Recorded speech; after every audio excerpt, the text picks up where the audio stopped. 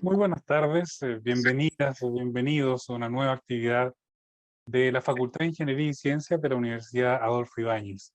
Hoy nos convoca nuestro conversatorio del Magíster en Tecnologías y Gestión de Energías Renovables No Convencionales, el rol de las tecnologías de almacenamiento en la transición energética. Antes de presentar a nuestro director académico del Magíster, le quiero mencionar a todos nuestros invitados que estén conectados que pueden dejar sus preguntas a través del panel preguntas y respuestas que está en la sección inferior del menú de la plataforma Zoom. Sin más preámbulo, quiero dejar con ustedes a Chariyar Nasidov, nuestro director académico del Magíster en Tecnologías y Gestión de Energías Renovables No Convencionales. Chao, buenas tardes.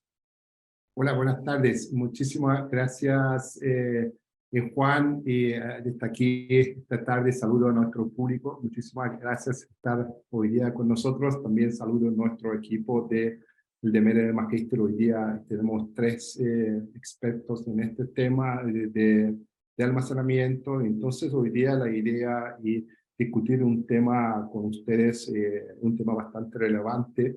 Y con ustedes, como decía Juan, por favor, es muy relevante, muy importante que ustedes dejan sus comentarios abajo. Y bueno, la idea de esto conversatorio, primero, antes de pasar en nuestro conversatorio, quiero presentar nuestro equipo. Y aquí está con nosotros, con Cristian Araya, es el partner de Energy Project Sustainability. Y bienvenido, Cristian. Y tenemos Luis Biagini, es el contractor de Hawaii.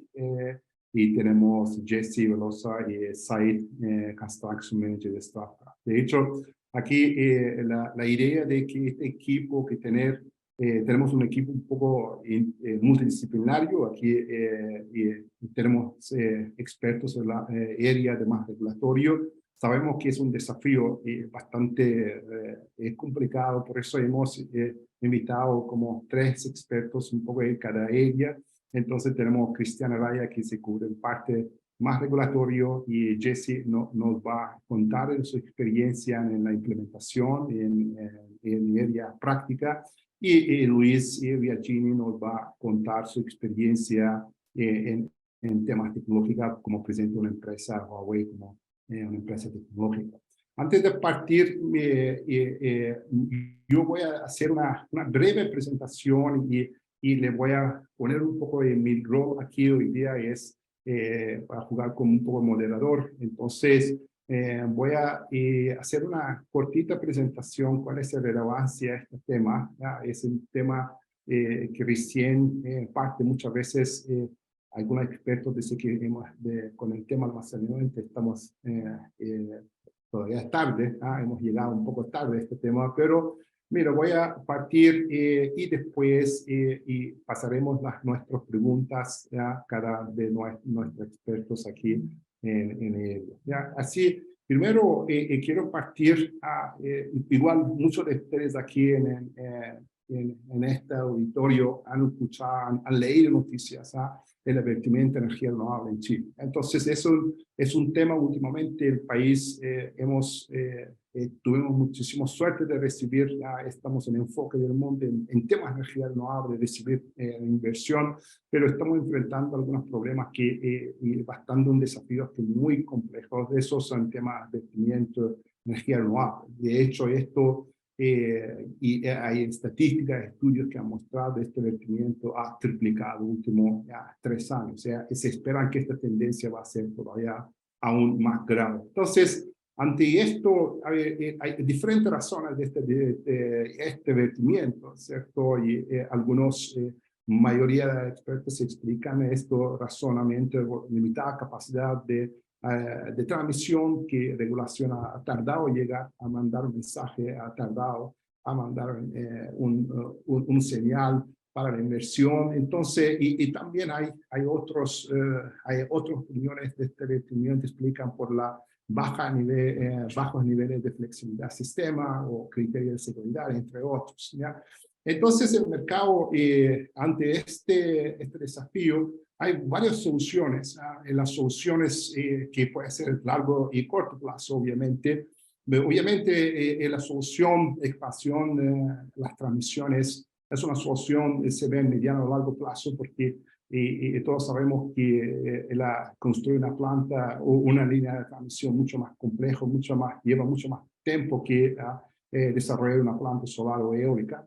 Pero se ve una solución más atractiva y ese es el tema del almacenamiento, ¿ya? De hecho, también cuando hay un desafío, también se ven que hay muchas oportunidades en este campo que el país puede recibir un producto innovador que se llama almacenamiento. Entonces, pero integración de almacenamiento, nueva tecnología al país no es algo sencillo y eso se hace muchos desafíos en múltiples dimensiones, dimensiones regulatorias, dimensiones de implementación o tecnológico, etc. Entonces, pero yo quiero destacar un punto importante, que estos desafíos no solo últimamente se enfrentan a Chile.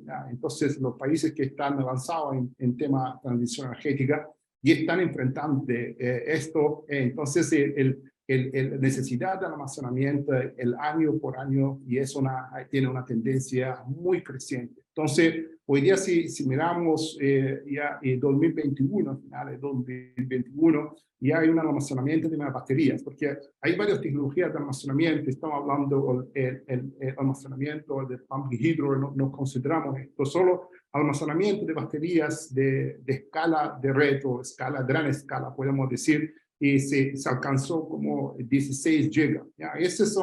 Y si miramos esto, y especialmente los países que son China, Estados Unidos, Europa, ¿ya? Estos son más, pero hay una estimación todavía aún más interesante, Agencia Internacional de Energía Renovable, se estimó que para cubrir este curtailment o rendimiento o la flexibilidad, y si queremos alcanzar una emisión de cero en 2030, y 16 instalados que tenemos que llegar hasta 700 gigawatts. ¿Ya? Es un desafío tremendo. Yo creo que habrá un race o un tema en la competencia altísimo nivel para captar esta tecnología. Yo creo que aquí hay un campo muy grande que los países van a pelear por tener esta batería, porque eso llegar casi 700, eso significa dentro de muy poco tiempo tenemos que alcanzar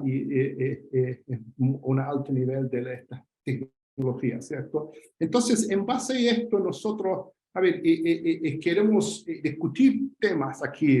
Los temas que trataremos en este conversatorio son principalmente tres, como decíamos.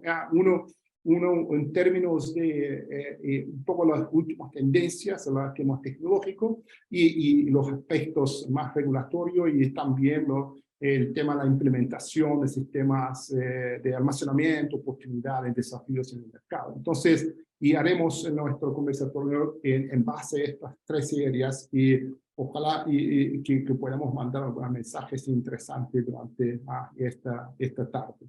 Yo quiero bajar mi presentación y ahora quiero partir de algunas de mis preguntas. ¿Ya? Y aquí, primera pregunta quiero hacer a Luis Virginia, que nos presenta de Hawái. Entonces, mi pregunta va por ahí, Luis. ¿Cuál sería las últimas tendencias en términos de tecnología, almacenamiento y energía en general? Ya, nos gustaría que Luis cuente un poco su experiencia, los avances tecnológicos más recientes en temas de almacenamiento y también la llegada de Chile, el tipo de tecnología que la Chile nosotros importamos desde fuera. ¿Ya? Adelante, Vale. Luis. Vale, gracias, Shar. Hola a todos, ¿cómo están? Ahí veo muchos amigos conectados.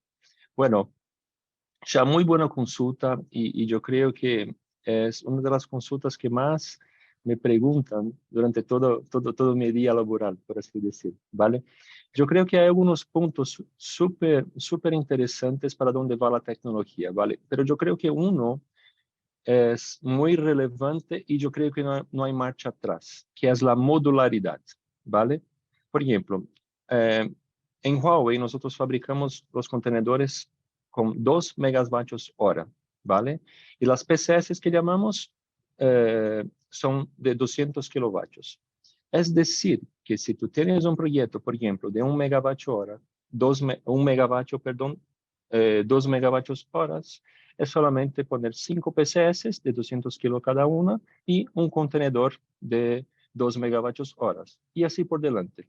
Para los sistemas mucho más grandes es lo mismo. O sea, si estamos hablando, no sé, de 100 megavatios, 200 megavatios horas, la ingeniería, que decimos la Bio of Quantities, va a ser la misma, ¿vale? Es solamente hacer la multiplicación. Claro, estoy siendo muy simplista, ¿vale? Ahí los ingenieros de la compañía me matan cuando yo digo que parece un Lego, ¿vale? Porque tú vas poniendo los contenedores y las PCS de la forma que tú quieres. Pero es una tendencia y no hay marcha atrás, o sea, no va a volver, ¿vale? Ahora, un otro punto que yo creo que es una tendencia súper, súper buena y que para los dueños es muy interesante, sería la capacidad de descarga, ¿vale? ¿Por qué comento la capacidad de descarga? Porque imagínate que dentro de un contenedor tú tienes varios módulos de baterías, por ejemplo, de litio. Si tú no tienes un sistema, un BMS, un Battery Management System, que pueda regular la carga y la descarga de todos los módulos, durante la vida útil, eso se puede echar a perder. O sea, tú puedes pedir rendimiento de los módulos de baterías y ahí, por ejemplo, la vida útil, que sería como 16 años, bueno, claro, ahí otra vez siendo muy simplista porque la vida útil de las baterías nosotros calculamos por la cantidad de ciclos, ¿vale? Pero por decir algo, 16 años, imagina que tú no tienes un sistema que pueda regular, eso sería un problema. Bueno, un otro ítem interesante también sería el enfriamiento, ¿vale? Estamos hablando de plantas solares que tienen una radiación muy alta y una temperatura muy alta durante el día, pero de igual manera en la noche, por ejemplo, si vamos al desierto, es muy frío, ¿vale? Entonces, un sistema de enfriamiento con inteligencia artificial, ¿vale? También es una tendencia que tampoco hay marcha atrás. Si vamos a mucho más años, ¿vale? Si estamos ahí proyectando a 10 años más, la tecnología quizás, estamos hoy hablando de iones de litio, pero puede ser que en decorrer de ese tiempo aparezca otra tecnología y seguramente una otra tendencia es que los sistemas de batería tengan un sistema que justamente se adecue a esas nuevas tecnologías y se puede agregar otros módulos de baterías con distintas tecnologías, ¿vale? Y un otro punto más para no extenderme mucho, sería justamente un sistema de detección de cortocircuito con inteligencia artificial, ¿vale? Con esa tecnología seguramente se puede prevenir cortocircuitos y seguramente garantizar la seguridad de los equipos y el funcionamiento de los mismos, ¿vale? Bueno, tenía otro de operación, pero vale, deja a mis amigos también comentar para no extenderme mucho. Oye, gracias Luis, vamos a volver, seguro que se haga alguna pregunta de pública y vamos a dar más espacio a este área. Y pasamos Vale. a la pregunta a Cristian, el tema un poco regulatorio. Cristian sabe que recién ya tenemos una base regulatoria y lo más importante a partir de las cosas, ¿cierto? Y entonces, aquí me gustaría hacer la pregunta, ¿cuál es el estado de regulación que tenemos ahora? ¿No? Y ¿con qué contamos hoy o qué nos falta? Seguro que y tenemos una base regulatoria y es una muy buena noticia, pero a la vez también hay muchas brechas, porque al final, entonces nos gustaría que comentas en este asunto, ¿no? Sí, ¿cómo están? Buenas tardes, muchas gracias por la cordial invitación a participar en este conversatorio. Tu pregunta es bien interesante, ya porque efectivamente todos, me imagino que están al tanto de que se aprobó en noviembre del año pasado la ley 21.505 que promueve el almacenamiento de la electromovilidad.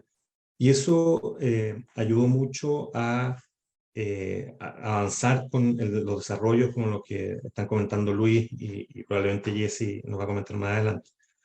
Pero como suele ocurrir, eso no es suficiente. La base legal, digamos, en la estructura normativa que tenemos en este país. Y lo que estamos a la espera es de una serie de regulación de orden secundario, digamos, que tiene que ver con la reglamentación más en detalle de muchos aspectos que es necesario regular y que el mercado está esperando una señal desde el punto de vista de tener más certeza en cuanto a las inversiones y en cuanto a la implementación. Ya podemos conversar un poco más adelante, como es esperable. También tiene que ver acá el tema de permisología.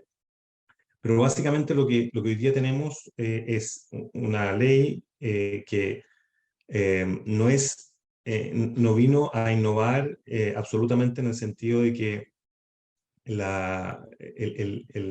los sistemas de almacenamiento ya estaban previstos en la Ley General de Servicios Eléctricos desde la modificación del año 2016, pero faltaba, ¿no es cierto?, implementar sobre todo una estructura que permitiera la operación de los sistemas de almacenamiento standalone.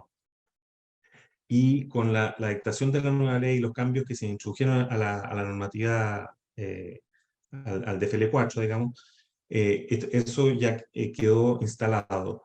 Y lo que también ya hemos conocido es una versión del nuevo reglamento de potencia, que es algo muy relevante y que efectivamente todos los titulares o entidades que proyectan invertir en almacenamiento están esperando, porque hace muy poco tiempo tuvimos conocimiento, ¿no es cierto?, de la propuesta de modificación del reglamento, el nuevo reglamento que se va a dictar sobre la potencia, y que no solo afecta a los sistemas de almacenamiento, sino que es un cambio más general, más global, en cuanto a las, digamos, políticas regulatorias y a los mecanismos de regulación, y cómo se va a medir y cuáles son los parámetros que se van a considerar para efectos de poder definir la potencia. Eso está bastante avanzado, ya hubo consulta pública y hay, me imagino que bastantes observaciones, iremos a ver cómo evoluciona, pero adicionalmente a eso, y el Ministerio lo ha anunciado de esa manera, van a haber modificaciones a otros cuerpos regulatorios, como por ejemplo el Reglamento de Coordinación de la Operación, el Decreto 125, donde también se espera que haya ciertas modificaciones, particularmente en la simplificación de la programación de las unidades. Se consideraba que había una iteración muy intensa y necesaria entre las propuestas que hacían los propios titulares con la definición que hacía de programación el coordinador, y entiendo que eso se va a simplificar, por dar un ejemplo.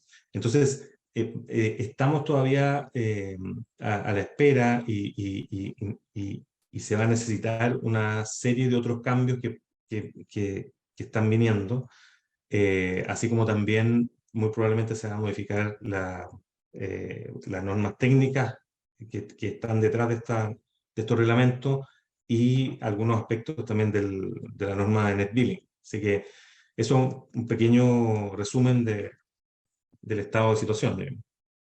Gracias, Cristiano. Oye, excelente. Así que vamos a pasar una pregunta. Quiero hacer a Jesse.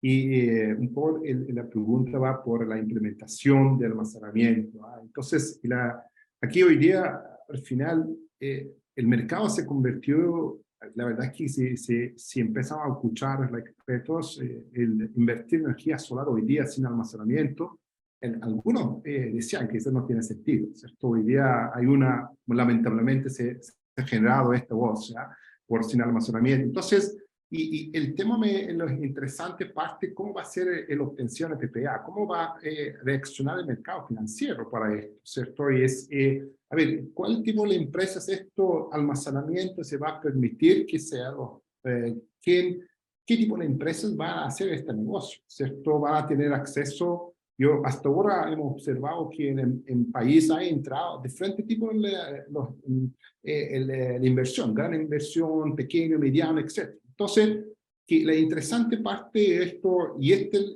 la oportunidad de almacenamiento, ¿va a ofrecer una oportunidad a todo tipo de empresas para hacer este negocio o no? Me gustaría escuchar algunas opiniones de Jessie, que viene de Empresa Práctica, así que adelante, Jessie. Ya, gracias, Chá. Buenas noches a todos. Muchas gracias igual por la invitación. Y bueno, con respecto a la pregunta, es bastante amplia, así que voy a tratar de resumirla en pocos minutos.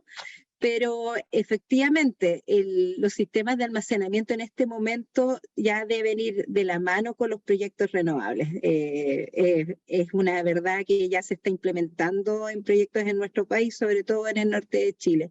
En este caso, la oportunidad que tienen los sistemas de almacenamiento es tener una viabilidad de ampliar las oportunidades comerciales de un proyecto solar o eólico, en este caso igual renovable. Por ejemplo, en el caso del solar, que justamente es el más común y que en este momento ha habido como una disminución entre los incentivos de generar proyectos solares netamente puros, es porque justamente con los perfiles solares que hay actualmente, los precios que finalmente se vende la energía durante el día son muy bajos. Entonces, desde ese punto de vista, conviene obviamente implementar baterías durante el día para tomar justamente este excedente de acuerdo a lo que puede haber un contrato PPA o no. Ahora, desde el punto de vista de los clientes, llamémoslo así, clientes libres, que ya tenemos todo mayor conocimiento de ellos, la idea es que dentro de estos contratos PPA, los contratos y los proyectos que sean solares, eólicos, tengan justamente un base load determinado con tal de que el proyecto, en este caso solar eólico, puedan tomar esta energía durante el día, inyectar en la noche, por ejemplo, en el caso de los solares, y en este caso es que también el proyecto pueda correr un riesgo financiero y económico muy bajo para de que la inyección que se hace de manera nocturna mantenga también este base load fijo, ¿ya?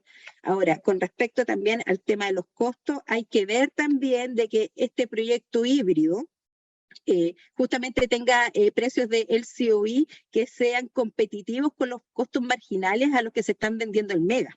Entonces, desde ese punto de vista hay que ir viendo y hacer hay que conjugar justamente una cantidad de megas de proyecto solar, eólico, más las baterías, e ir justamente viendo que estos precios de LCOE estén dentro de estos intervalos de precios. Entonces, desde ese punto de vista, este complemento de las baterías es una gran oportunidad. O sea, de eso lo podemos ver, por ejemplo, en los proyectos solares.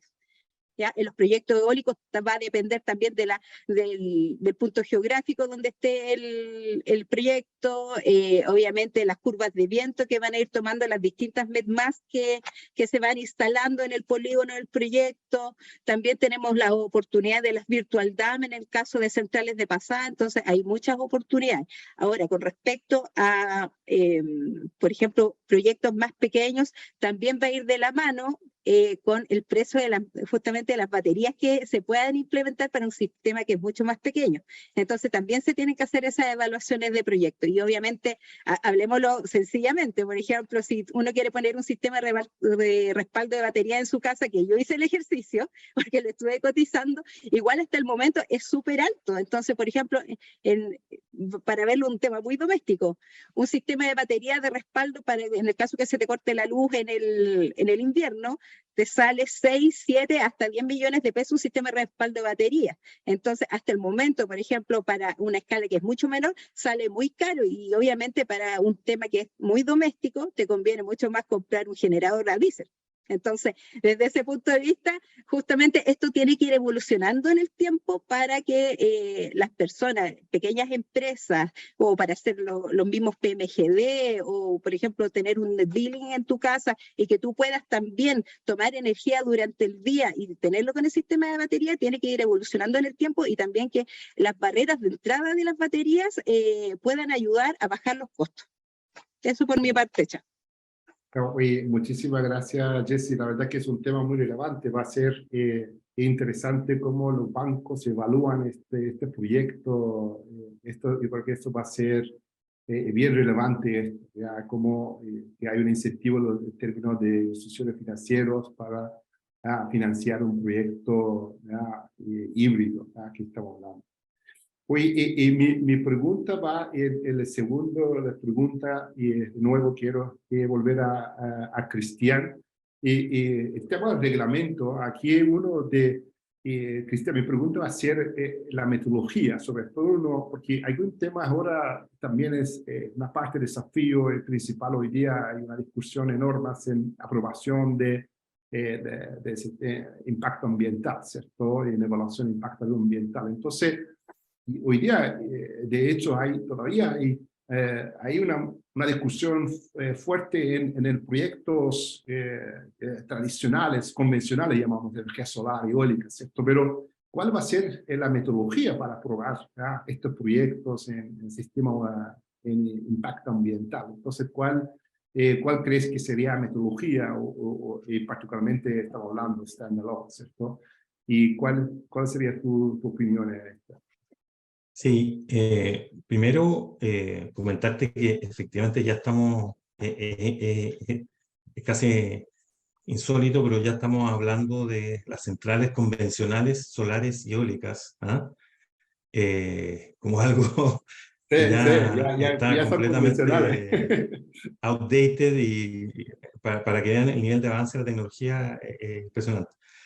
Pero yendo a la pregunta del punto de vista ambiental, que es, me imagino, uno de los temas que las empresas y los inversionistas se elijan con bastante cuidado, sobre todo por la relevancia y la rigurosidad con que se está aplicando la normativa en los últimos años. Yo te diría que hace unos 10 o 15 años toda la regulación y todos los permisos en general pasan por esta columna vertebral que está constituida por el sistema de evaluación ambiental. Entonces, adquirió una relevancia desde mi punto de vista mucho más allá de lo propiamente técnicamente ambiental, digamos. Y yendo a eso en particular, respecto de los proyectos de almacenamiento, efectivamente hay poco precedente, precisamente porque es una tecnología muy nueva en el sentido de inversión a gran escala, pero existen algunos casos que se han tramitado en el último tiempo, particularmente relacionados con instalaciones ya existentes, o sea, centrales, particularmente convencionales, yo diría que térmicas, que han instalado algunos sistemas de almacenamiento y han tramitado esa autorización. Y en general, la metodología que se ha visto en la mayoría de los casos tiene que ver con la no tramitación de una declaración o un estudio de impacto ambiental para el establecimiento de un sistema propiamente tal. No conozco el caso hasta el día de hoy de un sistema standalone, y eso está por verse porque no necesariamente se aplica el mismo criterio, aunque aparentemente va a ser así, pero tenemos que esperar a ver qué dice la autoridad. La autoridad ambiental es bastante aplicada y también es bastante proclive a establecer guías para los usuarios y los inversionistas, cosa que también es útil porque de alguna manera da una pauta de camino a tomar en estas circunstancias. Probablemente se está trabajando en eso, no existe hoy día un parámetro como tal, pero en principio la opinión generalizada es que al no tratarse de un proyecto de generación de energía eléctrica, no estaría recogido dentro de las ítems en que es obligatorio someterse al sistema de evaluación. Y por lo tanto, ese ha sido el criterio que se ha aplicado hasta ahora. pero hay algunas autorizaciones que, como les digo, mayoritariamente se han tramitado por la vía de una consulta de pertinencia, en que se aplica ciertos criterios que uno puede llevar a distintas interpretaciones. Por ejemplo, el caso en que se considere más bien la potencia de la instalación, cosa que puede dar lugar a resultados distintos, porque una cosa es interpretar si hay generación propiamente tal, y otra cosa es a interpretar o a asociar la generación con el nivel de potencia, cosa que es distinto. Entonces, aquí hay cierta incertidumbre. Yo creo que vamos a, como es habitual, tener que ver cómo se va dando cada caso, sobre todo los nuevos sistemas que son más complejos, más grandes, y que además en algunos de los casos van a estar en forma independiente y no asociados a una central de generación preexistente. Así que es un tema para observar. Perfecto, gracias Cristian. Ahora quiero seguir con otra pregunta con Jesse. Yo sé que tú realizaste un trabajo en tema, investigaste las temas barreras, en tema de almacenamiento. Y nos gustaría que, Jesse, muy breve, porque tenemos muy poco tiempo, es un tema muy amplio, que nos contaré, por favor, cuáles son los principales los barreras que hoy día hay en implementación, ¿cierto? En Chile. Y también hay una pregunta de público, quiero mezclar con esta pregunta. ¿Cuál sería la experiencia de otros países? Hay algunos países, son pocos, pero hay países que hay para incentivar este tipo de tecnología. ¿Cuáles herramientas son lo que hay que aplicar para incentivar la entrada de este tipo de tecnología al país? Cuéntanos Sí, tú, sí, efectivamente. Bueno, primero que todo le mando un saludo a mis compañeritos de la tesis que están conectados, a Christopher Navarrete y a José Antonio Ibarra, que este es un trabajo que hicimos entre los tres, después de mucho tiempo de investigación y varias barreras que tuvimos también nosotros. Pero afortunadamente logramos entregarlo y vamos a defender dentro de los próximos días si el profe no nos da ninguna observación, que está aquí presente. Bueno, a ver, mira, con respecto a todo lo que son barreras, voy a empezar por los casos internacionales, ¿ya? Y en realidad nosotros dentro de la investigación pudimos hacer un levantamiento de puntos clave que son necesarios y que ellos también implementaron dentro de sus políticas para tener una implementación exitosa de los sistemas de almacenamiento, no solamente con baterías, sino que los distintos sistemas de almacenamiento que existen actualmente. Entonces, podemos comentar de que los que mayor y dentro de los que nosotros investigamos, Estados Unidos y Reino Unido fueron los que tuvieron mayor éxito, acompañado también por Alemania. Ya, dentro de estos puntos claves que se analizaron, primero que todo y el más importante, siempre había una definición del marco legal y regulatorio, ¿ya? Siendo de que independientemente que nosotros acá en Chile ya tenemos en este caso la ley de promoción de almacenamiento y electromovilidad que se aprobó el año pasado, a finales del año pasado, hasta el momento igual hay muchos cabos sueltos, ¿ya? Ahora, claro, en este caso, nuestra ley dice que vamos a tener justamente pagos de acuerdo a las inyecciones de energía, vamos a tener pagos por potencia, vamos a tener pagos por servicios complementarios, pero tal como decía Cristian, hay muchos puntos que se van a ir, se tienen que ir actualizando y las normas técnicas también. Entonces, desde ese punto de vista, tenemos como el título de la canción, pero todavía no sabemos cómo se canta, digámoslo de esa manera fácil, ¿ya? Entonces, eso desde un punto de vista. Y en Chile, afortunadamente, ahora tenemos este marco legal, pero como les digo, es solamente el título, ¿ya?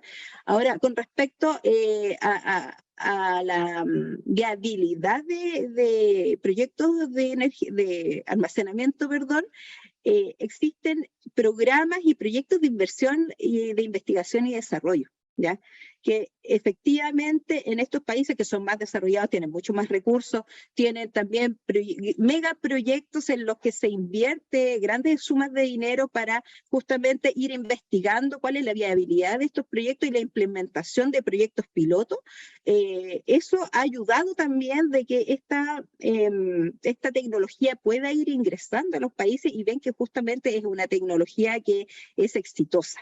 En nuestro caso, en Chile ya tendría que ser una empresa privada que finalmente invierta, porque en este momento incentivos por parte del Estado no existen, a lo más del proyecto de ley y que justamente van a ser los pagos que van a estar regulados, nada más que eso.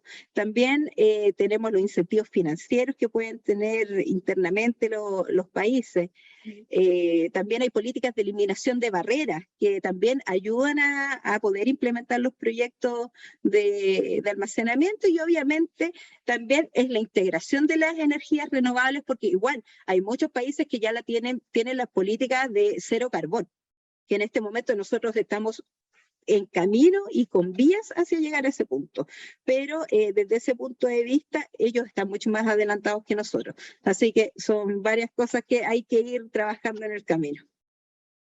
Oye, muchas gracias, Jessy. Oye, muchísima suerte también en la defensa. Mira, y voy a otra pregunta, y creo que tenemos poco tiempo, lo vayamos votando y después vamos a pasar las preguntas, que tenemos varias preguntas de nuestro público. Mi pregunta va a Luis, y sobre todo el tema mantención, operación de este tipo de plantas, ¿cierto? Estamos hablando de plantas de almacenamiento. Entonces, ¿y cuál sería mantención, operación? Eso, Luis, ¿puedes contar un poco sobre esto?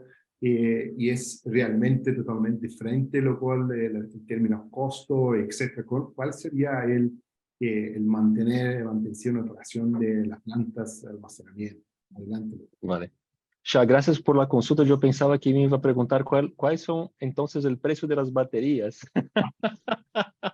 No vamos a hacerlo, no te preocupes. Yo creo que me iba a Después matar ya lo hacemos. decir el precio. Para la última. Pero combinamos. Tú me preguntas cuándo valen las baterías y cerramos la charla. Ahí sería Después dame el precio, por favor, para un sistema en la casa con transferencia automática. Oye, Gracias. esa pregunta está en el chat, así que bien. Seguramente sí. Aquí hay Bueno, una pregunta. sí. Cuando empezamos ya voy a contestar personalmente para comentarte. Ya sé que estamos con un tiempo muy agotado, pero es muy interesante, porque cuando empezamos a hablar y hacer workshop de baterías, cómo funciona, el mantenimiento, como estabas comentando, cuáles son las tecnologías, tendencias, las compañías o entonces las personas, los ingenieros, escuchan toda la charla y después en el final se pregunta cuál es el precio. Es muy distinto, por ejemplo, de una tecnología solar con los inversores y las STS, los transformadores, porque ya empiezan ¿cuánto vale? Porque la tecnología yo ya sé. Yo creo que en el futuro vamos a llegar a eso porque ahí todos van a conocer muy bien todas las tecnologías y ahí en el fondo que va a preponderar en un contrato quizás sería el CAPEX y el OPEX. Claro, justamente siempre comprendiendo cuáles son las ventajas y desventajas de cada una de las compañías, ¿vale? Pero bueno, vamos a tu pregunta, ya. Mira, mantenimiento. Ya, voy a hablar del costo. Ok, vamos. Hicimos un estudio, ¿vale? Todavía acá en Chile y en otros países de América Latina no hay muchas plantas todavía con instalaciones con sistemas de almacenamiento, ¿vale? Al principio habíamos hecho un costo que el OIM sería, pero en principio, y ya voy a explicar antes que me maten, estaba alrededor del 2%, ¿vale? Pero como la tecnología ya empezó a ser instalada por algunos países, ese número es vivo, eso se va cambiando día a día justamente por la experiencia. Y ya estamos ahí cerca del 1%, alrededor de ese tema. Ya les comenté el precio, ¿vale? Ya estoy ahí. Bueno, y hablando, como estaba comentando con ustedes en el comienzo, el sistema es modular. Entonces, tener un sistema modular significa que yo tengo que ligar con un contenedor, por ejemplo, con las baterías, hacer las obras civiles, que justamente depende del proyecto, claro, del tipo de suelo, pero sería una base que aguente 30 toneladas, ¿vale? Y ahí se va replicando. Para las PCS que llamamos que son los inversores, bueno, para que ustedes que están escuchando, la diferencia de un inversor, por ejemplo, AC/DC bidireccional, es que justamente no tienen el MPPT, ¿vale? Entonces no tienen Maximum Power Point Tracking. No es necesario, ya que solamente va a ser la conversión de energía C para DC, DC para C, por eso que es bidireccional, ¿vale? Bueno, hay sistemas de enfriamiento que, como estaba comentando, es inteligente, ¿vale? Entonces, no es necesario que una persona esté ahí todos los días revisando el sistema de enfriamiento. Claro, la troca de un filtro una vez u otra, claro, es normal, pero justamente los sistemas son pensados para ser instalados en regiones remotas. Ponte tú que una minería que está a 4.000 metros de altitud, no, o sea, si hay un equipo muy grande para hacer el mantenimiento de un sistema de baterías, sería mucho más caro. Entonces, el BMS, el MES están ahí justamente para proteger el sistema y también ayudar en ese tipo de mantenimiento. Un otro detalle muy interesante también sería el BMS, el Battery Management System, que justamente si hay algún tipo de problema en algún módulo de la batería, bueno, ese BMS él hace como si fuera un jump en ese módulo que está con problema y dispara una alarma para el sistema completo. Entonces, con eso, si el sistema está en la altitud, se envía esa alarma y la persona ya sabe exactamente dónde está el problema, qué problema está ocurriendo y el mantenimiento sería mucho más sencillo. O sea, no necesitas hacer una investigación para ver qué está pasando, ¿vale? Bueno, las conexiones con los cables de igual forma son súper sencillas, o sea, entonces no hay un tipo de mantenimiento con ese tema. Y hablando de las estaciones de conversión de energía, las tasas de falla hoy en día son bajo los 0,5%. O sea, para fallar un inversor bidireccional es muy difícil. Hay que hacer mucha fuerza para que un inversor falle, ¿vale? Entonces, por eso que estamos ahí llegando a niveles de mantención mucho más bajo que habíamos pensado, ¿vale? Bueno, y ahí solamente un otro detalle, hablando también del costo, que no hay como no hablar del costo. Yo creo que muchos años atrás el costo estaba cerca de los $1,000 por kilovatio hora, ¿vale? Han bajado mucho. Comienzo del año pasado, si no me equivoco, Bloomberg envió una información que para solamente las baterías podría llegar alrededor de los $100 por kilovatio hora, solamente las baterías, pero claro, hay ingeniería, hay muchos otros equipamientos para formar una solución de almacenamiento.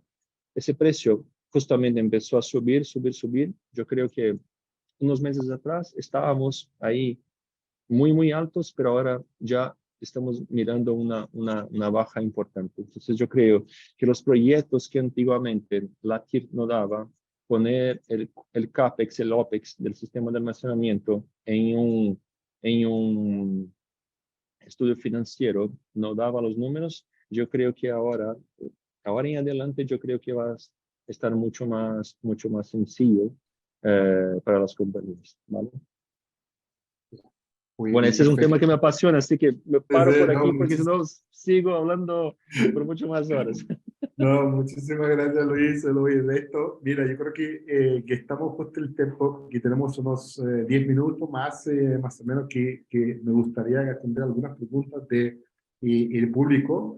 Algunas preguntas que si nos alcanzamos vamos a tomar estas preguntas, después mandaremos a ellos directamente. Entonces, algunas preguntas que yo me gustaría, y aquí hay como voy a imprimir algunos, estamos hablando el sizing, el tema del tamaño del almacenamiento, porque aquí la tendencia que tenemos aquí, la duración del vertimiento tan alto, entonces la pregunta siempre, oye, ¿y cuándo el almacenamiento óptimo que podemos tener mayor duración? Y también, porque algunas preguntas pueden ir para Cristian, si el reglamento se diferencia entre un almacenamiento de mayor duración o poca duración, porque son diferentes, ¿cierto? Esta tecnología. Entonces, ¿con quién querés partir tú, Cristiano o Luis, sobre esto, el tema tamaño,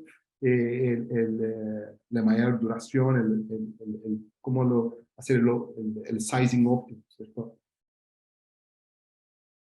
Bueno, si quieren, yo voy a opinar desde el punto de vista más bien de estructura reglamentaria, y probablemente Luis, aparte de darnos el precio, nos puede comentar temas más de escalamiento de equipo.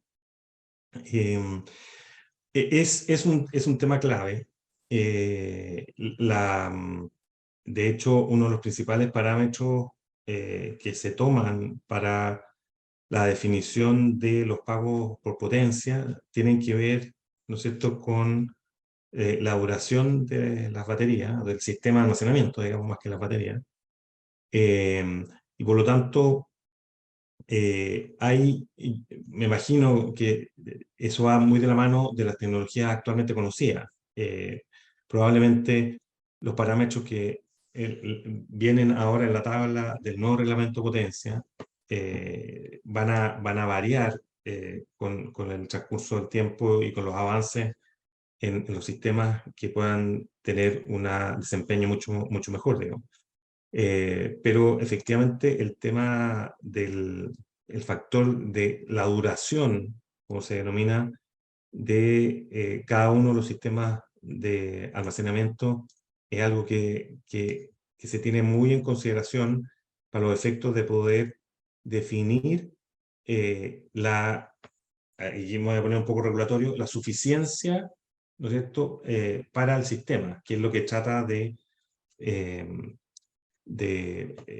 remunerar el sistema por potencia, ¿no es cierto?